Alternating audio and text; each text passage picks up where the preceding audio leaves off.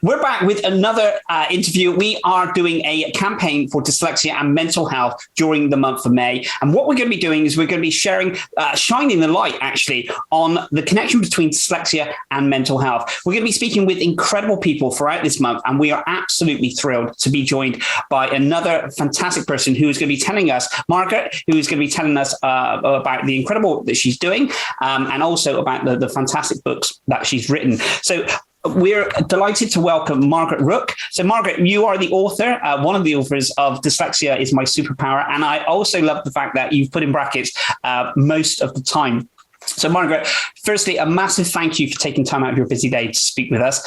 If you could just introduce yourself and tell us a little bit about yourself and the work that you're doing. Thanks so much for having me. Yes, I'm a writer, and I started writing about dyslexia about 7 years ago when my daughter was diagnosed with dyslexia. And I wanted to make sure that what she, having sort of this label that she'd suddenly been given, didn't make her think and didn't make others like her think that they couldn't achieve whatever they wanted in life. So I started interviewing very successful people with dyslexia to find out how they managed to achieve despite being dyslexic. And what I also found out during the interviews was that they had achieved because they were dyslexic as well, that they had attributes that at the time I hadn't been aware of, that their minds worked differently than is sort of generally required by the school system, but these attributes they had actually could really help them in their life after school. Yeah. And you mentioned about, I mean, you've spoken, interviewed some really incredible people, and one of the attributes you mentioned is that we think of dyslexia as ultimately is something that's going to hold you back, or it's going to be a struggle, and that mindset around dyslexia is going to be reading and writing, and we know that as a whole there are so many different attributes that that make up someone with dyslexia, but I just want to kind of mention one of the valid points you said was they thrive despite their dyslexia because of their dyslexia. And I know you've spoken to some incredible people regarding that. Yes, absolutely. So, what was fantastic for me was that some of the people I interviewed, my daughter knew about through the education system. So she did photography at GCSE. And David Bailey, for instance, the very famous photographer, was one of the people in the book. And there was Zoe Wanamaker, who was in the Harry Potter films. Okay. So there were people that she knew about, which made it more accessible, really. I'm not saying she read it, but she did. She did listen to the lessons that I learned when I was researching the book. Yeah. One of which I thought was extraordinarily powerful, was that all these people from all these different backgrounds were telling me that one important thing that had led to their success had been that there'd been someone on their side, an adult, who was giving them a message. At school they were being given the message that they were failing. Zoe Wanamaker said to me, her teachers thought she was away with the fairies, for instance. But there was someone in their lives who was saying, you can succeed, be that a parent or a teacher or an auntie or an uncle or whoever. And that made me think we can all be that person in the life of a young person with dyslexia. And the other thing which I thought was fantastic was this idea that learning is everywhere. It's not just at school. So, for instance, one of the people in the book is a writer called Nigel McCreary, who is the creator of New Tricks and Silent Witness, the television series. And he struggles still with reading and writing, but he said he learned about literature as a long-distance lorry driver when he was listening to the plays on Radio 4. So, that's just one of a huge number of examples. So that was in my book, Creative, Successful, Dyslexic. And then I wrote a book of interviews, as you mentioned, with children and teenagers called Dyslexia is My Superpower Most of the Time. And as you say, I'm sorry, I'm talking a lot. No. It's fascinating. Please continue. It's incredibly fascinating because what it allows the listeners and the viewers to understand is that the workings of how these were kind of created, and it's doing interviews and speaking to people and things like this, and I guess from a famous and a celebrity point of view is that we do, I guess, have this separation. We think, well, actually, they may be different. They may have had different help or anything. But when I'm listening to you and you're mentioning around, like when you mentioned about Zoe and things, it does take you back and you can relate to some of the struggles that they had. Absolutely. And the successes. Yeah, and some of them do have obvious links in their background. I mean, Zoe Wanamaker's father was an incredibly famous man, Sam Wanamaker. Yeah. But this isn't just the stories of people who are well positioned, and I was very, very careful to do that. I wanted to include a cross section of people because it was so important that the reader could identify with them. So that was very important. No, absolutely, and it's really fascinating when you say about and you're absolutely right that learning is everywhere.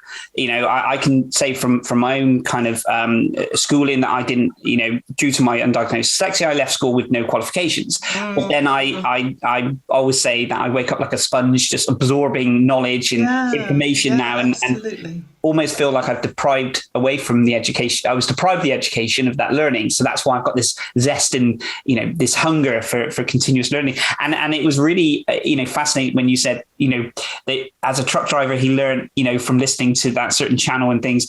And I guess we do just think about learning as a book. It has to be, a book and then learn that and then a test and so on. But as you, so rightly elaborated on, there's so many different ways that we can learn. So many, absolutely. So I mean, one of the women in the book, her parents took her out of school for a while, and she said they went to Africa. She said, I learned the names of every buck in the bush. I love that phrase, every buck in the bush. That's how she learned, And I bet she would have struggled to have learned that from a book. Yeah, no, absolutely. So she was lucky, obviously, she got to go to Africa, but it's just one tiny example. Absolutely. A great example, and this is really useful for parents, is Kelly Hoppen, the interior designer, who left school with no qualifications, as far as I remember. But from an incredibly young age, when her parents went out, she just rearranged their furniture at home because she felt it was all in the wrong place. And they would come home from wherever they'd been, and a wardrobe would have been moved, And that's how she learned. She doesn't have qualifications besides having done all that herself. I think quite often when I met with parents while I was interviewing these children and teenagers, they might say to me quietly, she doesn't have the attributes that come with dyslexia. She's not good at art. And I would say, look at what she is good at. Maybe she's maybe she loves cooking, or, that's the thing to channel, because there's a career in that. Absolutely. As well as a hobby, so. And I think that comes back to this I don't use terminology, stigma, or when people actually think of dyslexia and they say reading and writing, or you can be creative, you can get a job in art. Now, growing up, I mean, I wasn't diagnosed at the age of 36, so it was very late on, and I'm still trying to work out. I love art and I'm very creative, but I can't draw and paint. But you still have this bit inside thinking, well, maybe I should be able to paint. I should be able to do this. No. But and I guess that can cause that uncertainty of, okay, so I'm different in the sense of the way that I learn things. Yeah. Maybe I'm having dyslexia, and then there's an added pressure then of where do I fit in within the dyslexic world of because I need to be creative, and I'm sure that can, especially in the younger generation, can cause a little bit of kind of stress and anxiety around that, trying to identify themselves anyway, but identify themselves in the dyslexic world as well. Yes, absolutely. And I think that's partly why I call the book, my second book, Dyslexia is My Superpower, brackets most of the time, because in fact, both of those halves of the title came from different contributors to the book, so different children. And, that's me saying, not everyone is going to be Richard Branson. Yeah. Not everyone is going to be a famous artist. Even if you have a superpower, please don't feel you're failing if you don't achieve some dizzy heights that some stereotype is creating, because what you've got to be is the best you can be for yourself. Absolutely. And yeah, so that's and I think it's so important to acknowledge that school days take up a lot of years, and if what you're great at doesn't fit in with what school is requiring, that is tough. It It, really is tough. it is because And mm, so sorry to interrupt. That element of the if you take a child, and I was having this conversation only last night when I was speaking to someone else. In that level of comparison, when a child goes into school and they kind of start off sort of level field in yeah, that sense, and then some of the studies, the lessons that they have to do, it kind of the gap starts to get bigger and bigger and bigger, and that stress and anxiety of a child coming in thinking, well, actually, I enjoy doing this and this and this, but I've got yeah, so many other things that I don't enjoy, and the gap just gets uh, bigger. yeah, that comparing yourself to others, the competitiveness.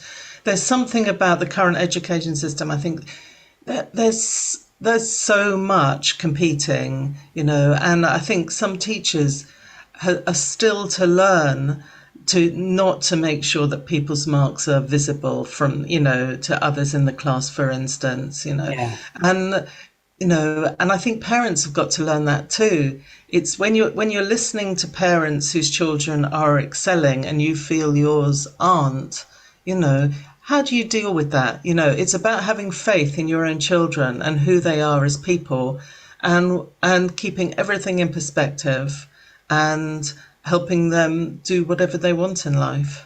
absolutely. And if we take school for instance, that we have if they do something sports day or something else like this, I mean, and again, haven't got huge experience in this, but in the sense of, they say, you came, there's no kind of first and third and seconds. They want to be all kind of inclusive around this kind of inclusivity side of it, maybe in sports day or something. But then if we go into a classroom environment, it's deemed as quite competitive because you're competing against the other students in an environment that isn't necessarily set up in that way, but reading out loud or the English test or all of Yeah. these different attributes that lesson has, that child is just feeling more and more uncomfortable in. So I think it's about seeing the sort of the small steps forward that a child takes and praising those, Yeah. and just there are all sorts of ways. I've been reading up about it quite a lot recently. If you've got difficult feedback to give a child, there's different ways of doing that actually won't leave them feeling crushed. You can ask them for permission to tell them something that might be hard to hear, for instance. So giving them some feeling of control over it. Yeah. There's various tools that people can kind of look into, that will help a relationship, say between teacher and child or parent and child, that will help it be will help even difficult feedback be positive. Absolutely. Yeah, and I think one of the girls in Dyslexia is My Superpower most of the time, was a struggling schoolgirl when I interviewed her for that book, and she's now, in fact, just started being a primary teacher. Wow. And she said, I had a fascinating conversation with her recently, and she said a lot of her colleagues, one of their biggest fears is diminishing even the tiny bit of confidence that children with dyslexia have in their class. But because she has the experience she has, she can help them with that, and she talked to me about, for instance, she talked about not using red pens because she said that's quite a scary color in a lot of ways. And she says how if she sees something she likes on a page, she puts a heart round it. And, I mean, she's just very clever ideas that cost almost nothing. Absolutely. And they're so powerful, to have that. I mean, I don't know whether it's a visual thing or something to do with dyslexia. I'm not too sure, but I can't actually read anything that's written in red, and I never have been. So going through school, and people would, teachers would write red marks on theirs, would only cause even more stress and anxiety, because not only did I have, the workings that I did crossed out, I didn't understand what, the reason behind it, but there was never any kind of looking into that. I just literally I just can't read. It literally just emulates into sort of like a blob kind of, lettering. That's just, personal for me, but you're absolutely right in the sense of building on the confidence on what they feel that they're comfortable doing and that they're good at, and that attributes, because it does. We do tend to kind of focus on, oh yes, but you didn't do this or you didn't do that, and that negative connotations will last with someone a lifetime, I guess. It will. I was speaking to a friend who works in further education, and she supports the students, and she said this boy came to see her, who, as far as I know, wasn't dyslexic, but he was caring for one of his parents. He was working before school and after school to raise money for the family. And the message he was getting from his tutors was, your work's late, your work's late, your work's late. And she said to him, you're doing brilliantly. Has anyone told you you're doing brilliantly? And there's a wonderful quote from the book that changed my life, was called The Dyslexic Advantage by the Professors Eid in America. And there's this wonderful quote that I just love, so I'm going to tell you now. And because it's true of parents as well, teachers should never underestimate the power that even a passing word of sincere praise can have to motivate and inspire a student with dyslexia. I just love that. A passing word of sincere praise. That really takes so little time. It does. It's giving me goosebumps. Literally just listening to that quote is so powerful, isn't it? It's so powerful. And I was telling someone the other day that I wasn't good at art at school, but one of my art teachers said to me, oh, you have a really good sense of colour. And I never forgot her saying it. I never forgot her name. I never forgot what she looked like. I never forgot the position she was in when she said that to me. And I use that feedback in my life all the time. That one comment that was made, and it's so powerful, rightly so, and then on top of that, there was, you take a child with so many different negative connotations in the sense of that, the comments that they make, and it's holding out for that one. But would it be an incredible environment for a child in school to have those comments, not just the once, but multiple times on what they're actually doing? Because if we're taking a school day of, in the UK, we say, 9 till 3, take out lunch and stuff like this, probably, about 3.5, 4 hours of, sitting into a lesson or something. That's a long time to be, sat there feeling very uncomfortable if you're struggling with something. Is. Yeah. There was another idea that, so I've written this down because my brain doesn't work as well as it used to. Thomas Armstrong, who wrote The Power of Diversity, he got some children and he wrote down every single tiny positive comment they'd ever been given in any of their feedback from their teachers. So from the earliest nursery to the time they left school. And he wrote every single positive comment down on a piece of paper, and he gave that piece of paper to the students' parents, and he said it was transformative. So that there was another way to see their student who was struggling, and it was all on that piece of paper. That's interesting, isn't it? That's absolutely phenomenal. I just want to go back to when you mentioned about, the Richard Bransons of the world and all these different things. And you're absolutely right. If do you feel that sometimes there is this expectation, especially over the past couple of years within kind of dyslexia? I mean, I've been kind of working in the dyslexic field for probably the past, say, 9 years. And I've noticed over the past few years, it's kind of exploded in the sense, which is fantastic. Absolutely. It's exploded in the sense that there's definitely more awareness around it. Don't get me wrong, there's so much that needs to be done, especially, in other countries as well, which I've visited around this. But it's that it does add, it's a fine balance, isn't it? Because we do have this common thing saying you could be the next Richard Branson, or you could be the next, all these different kind of incredible, trillionaires. Yeah. But then when you take a child in school that's struggling to just take what the teacher's saying at that moment or something else that's happening, the gap does, and I'm not saying that they can't be the next Richard Branson, but the gap is just, sometimes it's too far, isn't it? Yeah, it's absolutely too far. And it's not about that. I mean, if they happen to achieve really highly, then, good for them. Yeah. But it's about living a good life, isn't it? It's about feeling good about yourself, having a job that suits you, that plays to your strength, having good relationships, living a good life. That's what we want for our children. More than so I think we have to be really careful about, I think it is a good idea sometimes to have all those pictures of the likes of Richard Branson and Jamie Oliver all along the walls, fine. But, we don't want children with dyslexia to feel they're failing again. They're failing to be Richard Branson. That's not what it's about. Yeah, absolutely. We're all failing to be Richard Branson.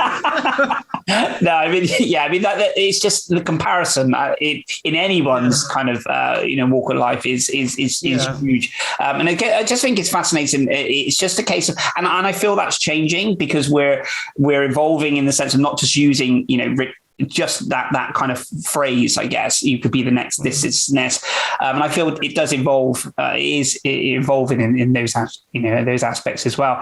So do you feel that confidence plays a big part within someone within dyslexia? Oh, definitely, yes. And I think that's why having someone on your side is so important when you're growing up. Yeah. So Theo Pafitis, the entrepreneur, the businessman, he told me that he came over to the UK, I don't know if he even could speak English, and he was in the bottom grade of all classes, and then suddenly one of his teachers was off sick, and the deputy head of year or something came and took his class and realised how bright he was, and that actually changed his life. And I can't remember the question. No, it's just around confidence. Just that confidence with the ability. So that's what you need. Sometimes you need that just an intervention from one person who you respect. Yeah. To really make a difference. But without confidence, without self-belief, that's when you're really in trouble, I think. Yeah, I do. And I love the fact that you mentioned around that one person, it's almost that person believing in you more than you believe in yourself at that time. And that's so powerful. I mean, I remember, leaving school without any qualifications and then going into retail and working my way up the corporate ladder. And there was one gentleman who I always hold, in this fantastic light in helping me then go from, just a sales assistant to a supervisor to a manager to a store manager and all the way literally right up to the level. And this person would always be, no matter what store I went to or how far I surpassed, he would literally, I would just call him and just have a conversation for 10, 15 minutes, even like 5, 6, 7, 8, 9 years after working with him. And he would just be this voice. I mean, he didn't need to do that, but he just would just continuously, it would just be a short conversation and then you're ready to go. And that belief was, to that I credit this person to this day. Well, we all need mentors, don't we? We all need mentors. We all have people we look up to who we respect, who we can run something past, It's just a wonderful thing to have in our lives. But especially if, like you say, you had had this very difficult time at school, And yet, I bet he saw something in you. He wasn't wasting his time. He saw something in you. Yeah. And that's that's absolute credit to him in that he can see that, and it's amazing that having, I feel with my dyslexia, having a support network of people around me has been something I would cherish more than anything, purely because that I feel helps with someone to just talk to. So that kind of helps with my kind of mental well-being. And then, maybe some of the tasks or other different things. There's so many different things that I have in place, and it's not, it's a support as such, but it's just, I don't class it as a support. I class it as kind of either friendship or, colleagues or anything else like this. And I feel that support network for me works incredible. Well, it's interesting because that's what the kids told me in Dyslexia is My Superpower most of the time. They said one thing they loved about being in the book, but also about maybe being in a small group at school, or if they were lucky, in a group in their local area that helped children with dyslexia, was that it helped them not feel alone, that it wasn't just them who had this sort of label or what I'm sure sometimes felt like a stigma. Yeah. So really important to have that support. Yeah. Margaret, where can people get in touch with yourself or purchase the incredible books that you've written? My books are at Waterstones. They're at local bookshops. They're online and the obvious places. I'm at Margs Rooke, Margs Rooke, so on Instagram or Twitter.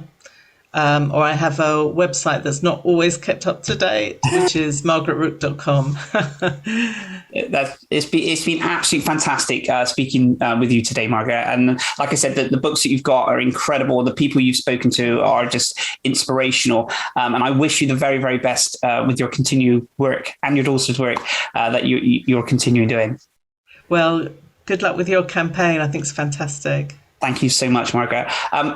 Please, if you've been affected with anything that we've spoken about, then please, we will be putting any kind of links up to help with this. So please do check out our Succeed with Dyslexia pages, follow our campaign, and we will be back with another incredible guest. Margaret, thank you so much for taking time out of your day, and we will speak to you very soon.